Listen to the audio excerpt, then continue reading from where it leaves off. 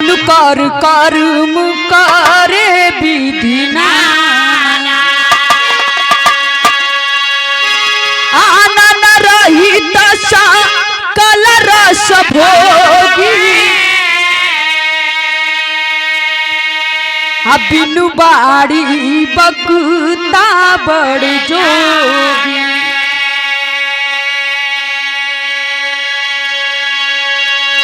बिन पग चले सुने बिनु काना बिनु कर कर्म करे विधि नाना आनन रहित सकल रस भोगी बिनु बाड़ी बगता बड़ जोगी। बिन पग चले पैर नहीं है फिर भी चलते हैं, हाथ नहीं है अच्छे कर्म करते हैं, जुबान नहीं है तब वो बहुत बढ़िया बोले ने, मीठी बाड़ी बोलते हैं, आंख नहीं है पूरी दुनिया को देखते हैं। हमरा बिरहा के शीर्षक बा राम के असली रूप का दर्शन। आप लोग यूट्यूब के माध्यम से चाहे फेसबुक के माध्यम से खोजल जाई तो मिली ना, पूरा रामायण देख ले ओखब जा पढ़ ले ओखब मिली तो खाली प्रेम कला की बिरहा में। सही बात है। जहां न पहुंचे रवि कहाँ पहुंचे कवि। ताई बड़े सुंदर कव्वाली के नमूना लगल कवि जी।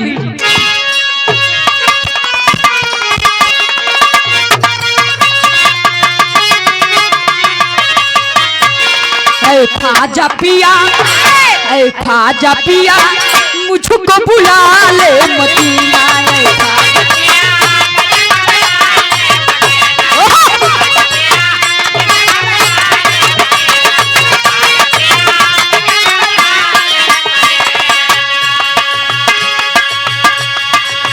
तेरे बिन ये दिल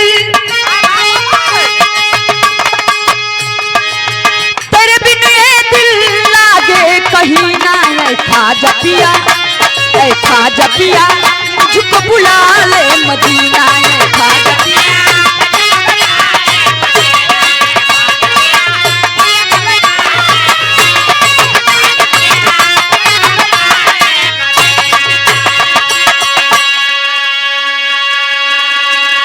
और देखिए आप प्रभु सम्मान कवि जी बिरहा के अंदर लिखे हैं, भाव में क्या लिखे हैं। ऐ राम तेरी लीला है अगम अपार।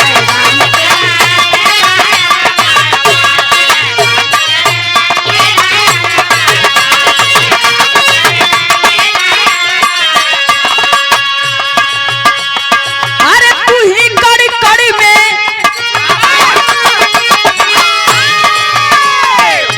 तू ही कड़ी कड़ी में और तेरे में संसार। ऐ राम तेरी लीला है अगम अपार।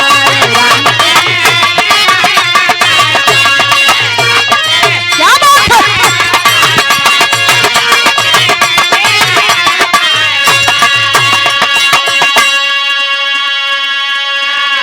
आई कहानी समझ ले जाओ। बात तो समय की बात जौना समय पुरुषोत्तम श्री रामचंद्र जी लंका से विजय प्राप्त करके अयोध्या में वापस आयल बड़ल। राज दरबार लगल बा, राज दरबार लगल बा। इसमें नारद मुनि नारायण नारायण का जाप करते हुए आए। लक्ष्मण जी गइलन जाके प्रणाम कइलन, कहला बैठी मुनिराई सब कुशल मंगल बान। नारद मुनि कहला कि ठीक तो सब बा, लेकिन का बताई हो कि तोहरा जैसन भाई हम आज तक ले धरती पर ना देखली। कहलन का है, कहला कि तोहरा जैसन भाई हम आज तक ले धरती पर ना देखली। तू अपना भाई के इतना सेवा सत्कार करेला, इतना उनका के मानेला, लेकिन तोहर भाई तोहरा संगे बड़ा बड़हन गद्दारी कर देला। इधर नारद मुनि झगड़ा लगा के चल गइलन। जो आज के जमाना में मोबाइल काम करो थो रहत है भीमपुरा लोग तो कहत लोग उधरन पहुंच गई। उहे पहले के जमाना में नारद मुनि काम करे। भीमपुरा तो चल जास बेलथरा। जय दिन नारद कुछ न पायो हड्डी फेंक दुई कुकुर लड़ायो। ये उनकर काम रहे, इधर का झगड़ा उधर, उधर का झगड़ा इधर रोज करे। नारद मुनि कलन की का बताई तोहर भाई इतना बड़हन तोहरा संगे गद्दारी कैलन कि तोके आज तक ले अपन असली रूप ना दिखुलन, झगड़ा लगा के चल गइलन। इधर लक्ष्मण जी कैलन का, कवि जी एक लाइन गीत लगल, माता बहनी लोग बड़ी निमन से गीत गावेनी लोग, जब बारात आवेले जौना समय गारी गावेनी लोग कवि जी।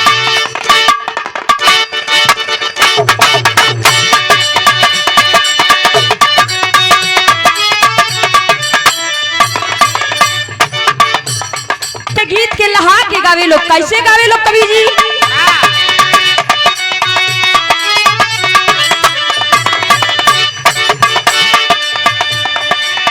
आए बढ़ती हवा चाले आए बारे पे मेरे,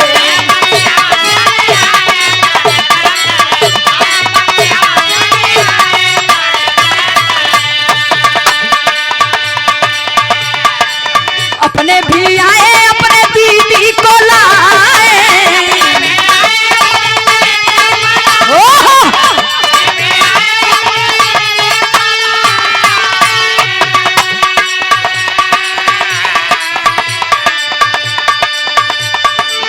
अपने भी आए अपने बुआ को लाए,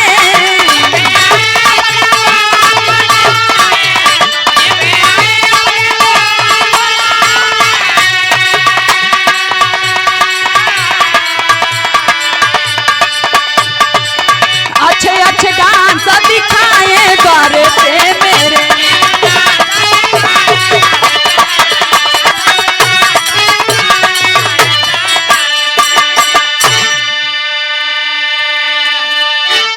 समय गावे लोग जौना समय बरात आवेले, फिर बैठ जाए लोग मड़वा में सब जने। यहाँ तो बरातिया लोगन को हमके पते न चलो, अब इन लड़का के कोनो लड़का के बाप ना आइलो,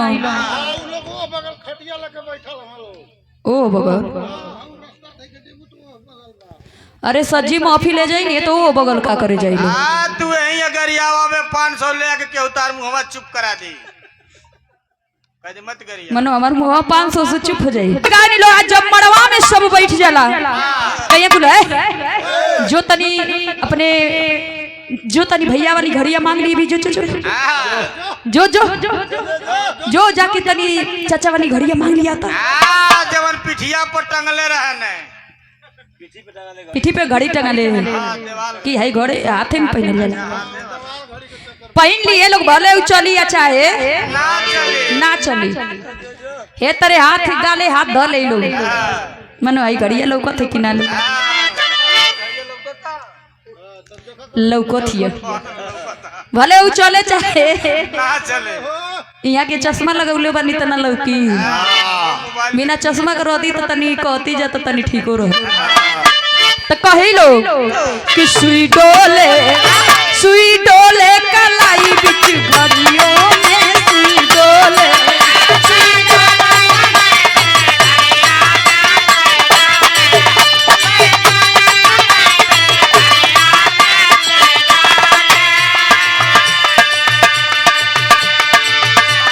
समझी के बहिना कुछ आज मारूंगी, कुछ काल मारूंगी, कुछ होली दिवाली के बाद मारूंगी, सुई डोले कलाई बिच घड़ियों में, सुई डोले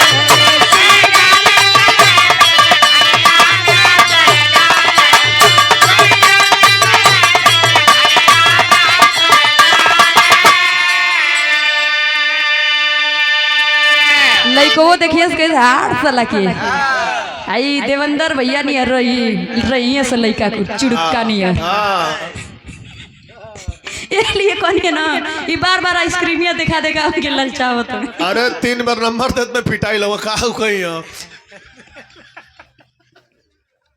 बरतिए तो समय लइकवा कुल कहिए सारी साला एकर न देखा बड़ी भाव मारत है, यही चक्कर में बिहान बेले मिठाई की डब्बा में बैठ गया वाला तो वो लइको कुल कम ना रहे इसके सालो।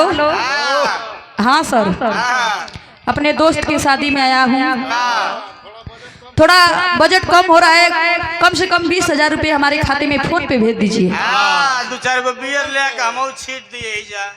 आइसक्रीम भी चाहत हियो, गर्मी होती है, सोचत ही एक बेटी मंगवा दे। लड़कियों सजीदार सला के तो मलदार लगता।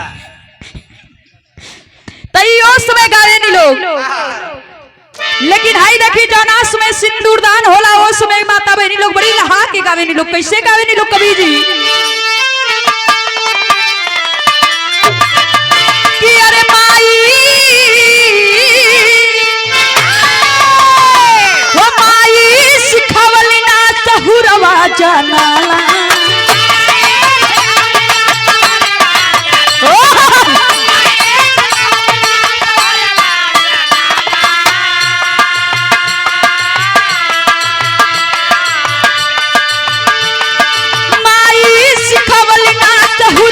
जनाला तनुरावा हो दुल्हा धीरे से डाला।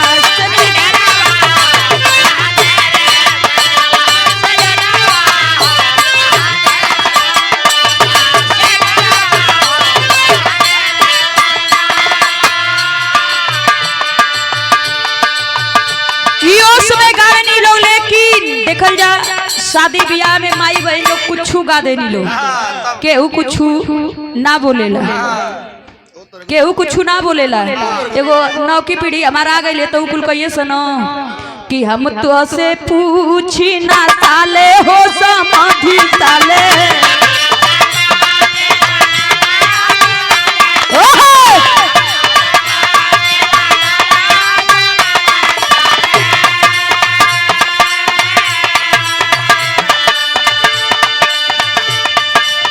हम तो से पूछी ना साले हो समाधि साले, तुम्हारी बहनिया तो के माने कि ना माने।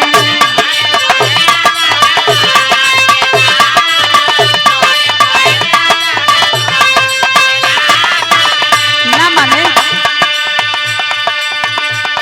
आई बंका भाई इशारा करो तो कि ना माने।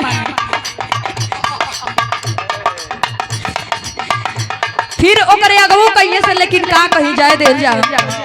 बहुत कुछ गीत गावे नी लोग, माता बहनी लोगन के केहू को भी ना होला, बर्तिया लोगन के केहू को पते ना का कहिए। जमाना बहुत उल्टा हो गई। पहले के जमाना में सब आवे तो बराती रहे सवेरे ले, सवेरे को कचौड़ी बने में माता बहनी लोग जानी लोग लावा लियावे गोड़निया भौजी के गरियावे नी लोग। हमारे आजमगढ़ के धरती पर कैसे गरियावे नी लोग कवि जी।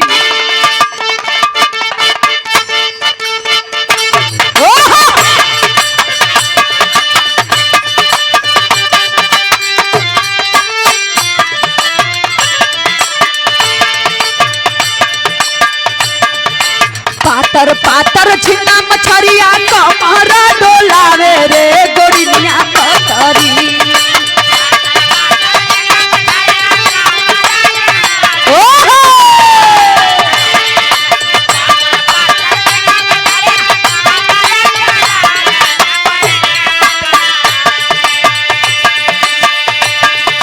पातर पातर छिन्ना मछरिया कमरा डोलावे रे गोड़िया पतरी।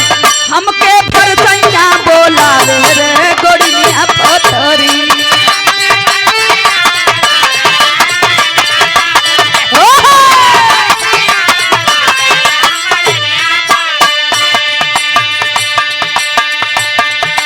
इधर लक्ष्मण जी से झगड़ा लगा के नारद मुनि चल गई। लक्ष्मण जी कैलन का कवि जी सुन के लक्ष्मण दुखित भइले कोप भवन में गइले हो धोखा कइले ना।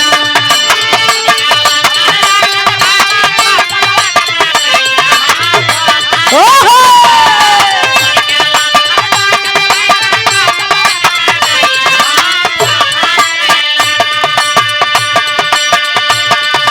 सुन के लक्ष्मण दुखित भइले कोप भवन में गइले हो धोखा कइले ना। हमारा संग में रघुराई हो धोखा कइले ना।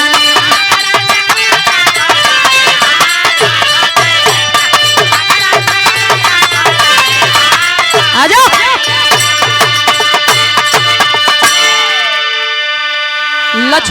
कला अरे बाप रे बाप हाई न देखा भैया को उनके खातिर हम पूरा बने बने भटकली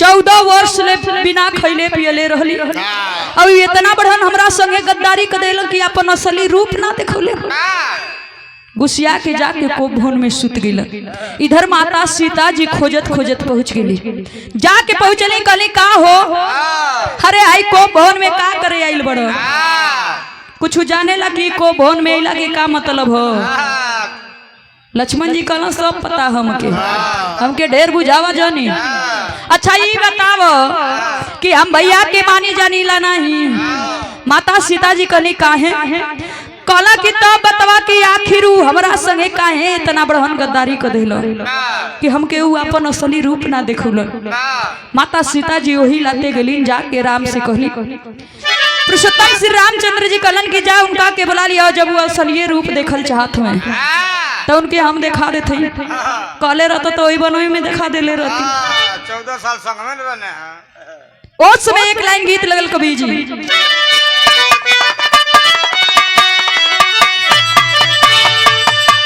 कि नीचे नरिया लवा के बारी अरे नीचे नरिया लवा के बारी ऊपर शाम के ना लगाई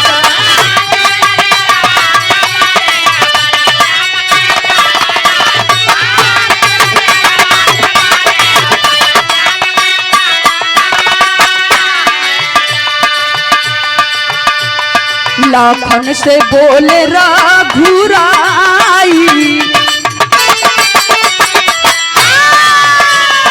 लखन से बोल रघुराई चला असली रूपवा देखाई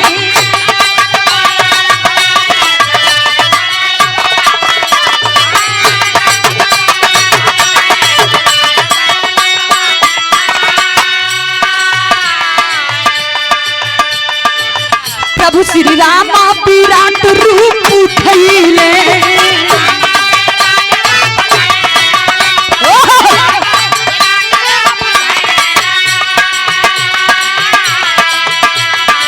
एक धरती एक गगन में कहिले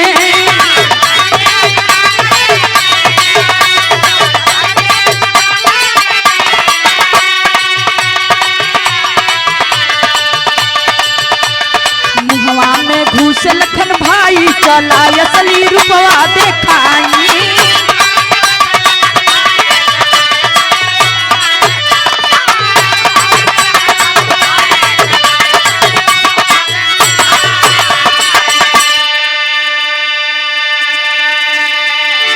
बाबूजी पुरुषोत्तम श्री रामचंद्र जी एकांत में लक्ष्मण जी के लेके गईलन एगो ओठवा धरती पर एगो आसमान में अब वो पूरा दरवाजा निहर खुल गई लक्ष्मण जी सोचत हमें कि घुस जाए का फिर कहना ना ना ना कहीं घुसली भैया मुँह बंद कली है तो वही में चपा जाए वही में अपना के मरियो सके नहीं कला का जानी यही तरह अपन असली रूप देखावत होके लिया घुस के एक बार देखत है लक्ष्मण जी गईलन प्रभु श्री रामचंद्र जी के मुँहे में दादरा संगीत गीत लगल कवि जी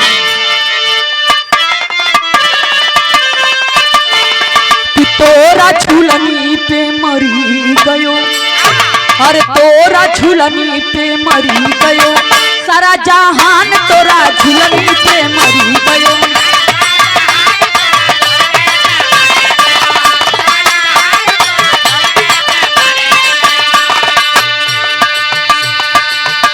देखे पेटवा में लक्ष्मण जी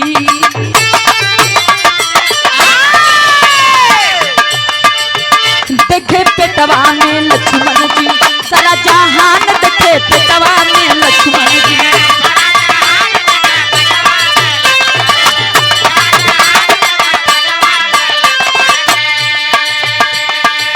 मिली एक राह गईले कुछ दूर जवान देखे पेटवा में लक्ष्मण जी सारा जहान देखे पेटवा में लक्ष्मण जी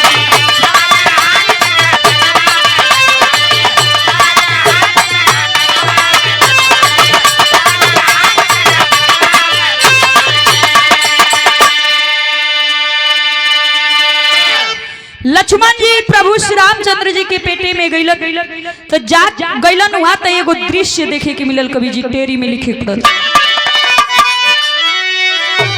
हरे राम गहराई मालूम सागर की नहीं, ओ गहराई मालूम सागर, ओ गहराई मालूम सागर की नहीं। तो शंका में लक्ष्मण भाई हो भाई हो भाई।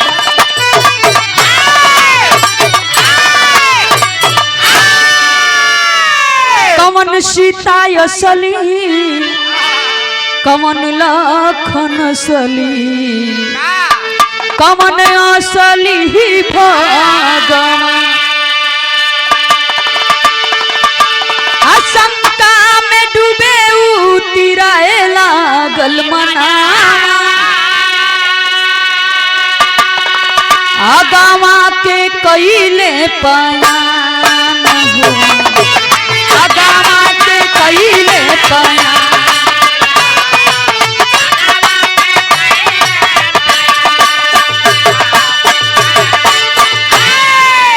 देखे के मिलल कि माता सीता जी, लक्ष्मण जी, प्रभु श्री रामचंद्र जी वही पेटवा में बैठ के लोग राम राम जपत बा। लक्ष्मण जी शंका में पड़ गए, अगर ये असली राम बड़न तो जेकरी मुंह में घुसल बानी ऊ के बा। अगर ये असली सीता जी बड़ी तो ऊ बहरवा रहली है ऊ के रहला ऊ के बा। अगर ये असली लक्ष्मण जी बड़ा तो हम के है बंका हुआ काहे तो के ना चिन्ह चाहिए हमनी को। वो आप इस शंका में पड़ल बड़न, प्रणाम करके आगे बढ़ गइलन। पापट में लिखे पड़ल कवि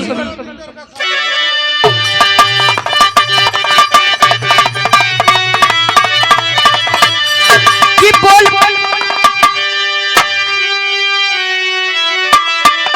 कि धैले तिसरी रहिया लखन पीरा नमा शंका मनवा में। अरे धैले तिसरी रहिया लखन पीरा नमा शंका मनवा में। अद्दि हले ब्रह्मा विष्णु शिव दर्शनवा शंका मनवा में।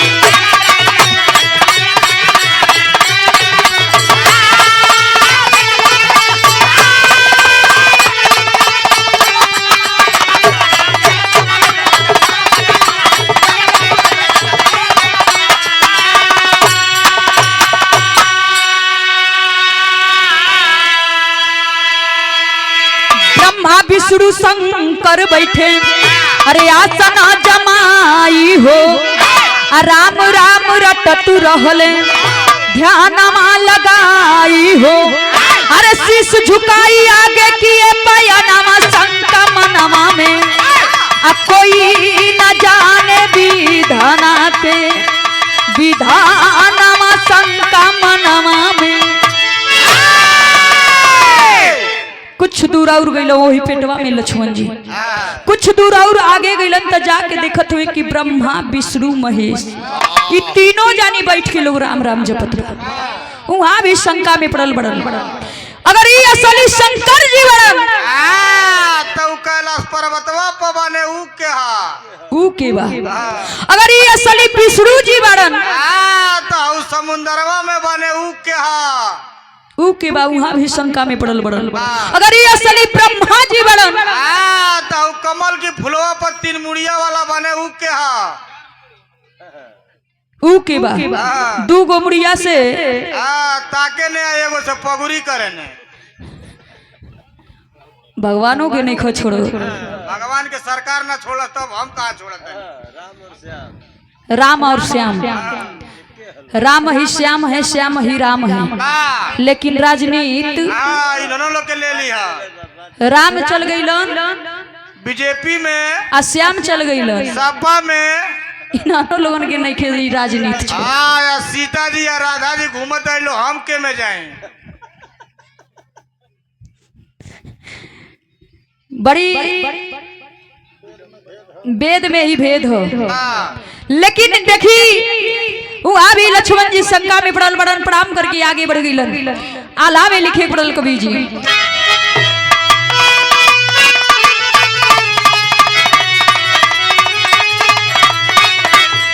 कि धन्य भगवान धन्य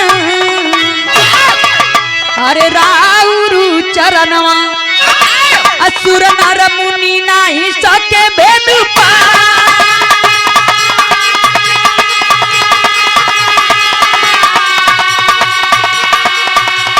मिली चखरा धनी लख चली भैले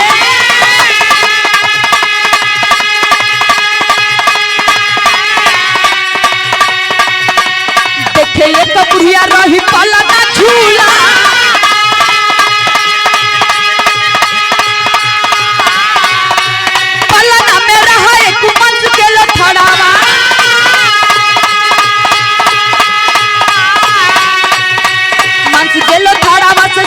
हीरा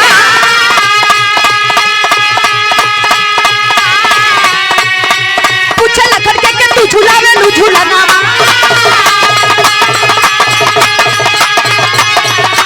हमारा के माई देबू गोदावा बाता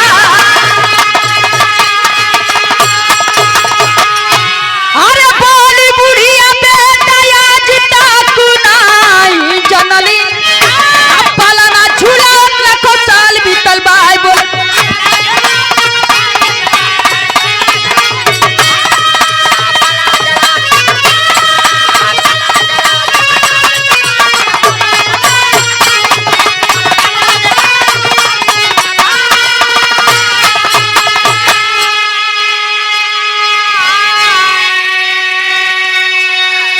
ए बाबूजी लक्ष्मण जी कुछ दूर और आगे गइलन जाके देखत हमें कि एगो बुढ़िया माई बड़ी एगो झुलुआ बा वो झुलुआ में मांस के लोथड़ा बा वो मांस के लोथड़ा में से सांस बहिरात बा लक्ष्मण जी गइलन जाके बुढ़िया माई के प्रणाम कइलन बुढ़िया माई से पूछलन कि ये बुढ़िया माई ई के झुलुआ झुलावत बुढ़िया माई बतौली कि ये बेटा हमरा के लाखों साल बीत गई हम आज तक ले यह ना जान पौली कि के झुलुआ झुलावत लेकिन हम आपके बताइला कि जवन मांस के लोथड़ा रहे जौना में से सांस बहिरात रहे ओकरा के दिव्य प्रकाश बोलल जला जौना से पूरा ब्रह्मांड में उजाला होला खड़ी में लिखे पड़ल कवि जी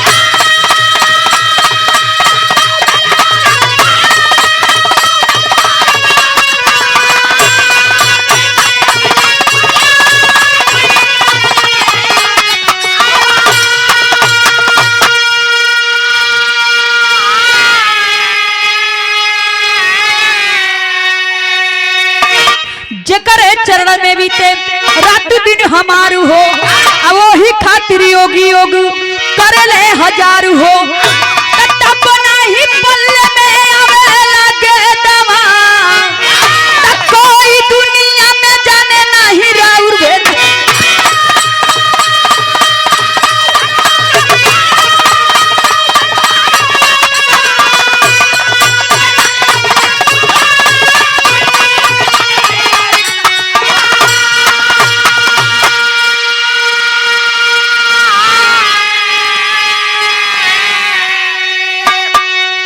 वही जल से लक्ष्मण जी के ज्ञान भइल सोच गइलन कि जे करे चरनिया में हम रात दिन रही जे करे चरनिया के धूल खतिर कितना लाखों साल तक कितना ऋषि महात्मा लोग तपस्या करेला उनकी चरनिया से कितना जानी पत्थर नारी बन गई हम उन्हीं को असली रूप देखे चलली है जिनके बिना मर्जी का न सुबह होला न शाम होला न दिन होला न रात होला